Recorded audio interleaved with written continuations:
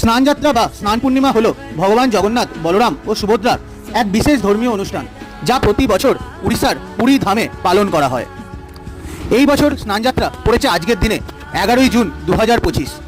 এই দিনটি ভগবান জগন্নাথের জন্মতিথি হিসাবেও পালন করা হয়। এই দিন দেবতাদের 108টি কলসির পবিত্র জল দিয়ে স্নান করানো হয়। এই পুণ্য দর্শন পাপ মোচন করে ও মুক্তির পথ প্রশস্ত করে।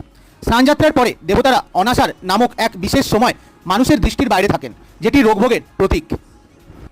এই সময় তাদের জন্যে বিশেষ আয়ুর্বেদিক চিকিৎসাও করা হয়। মানুষের মতো ডক্টর এসেও তাদেরকে চিকিৎসা করেন। পরে তারা নবযৌবন বেশে আত্মপ্রকাশ করে।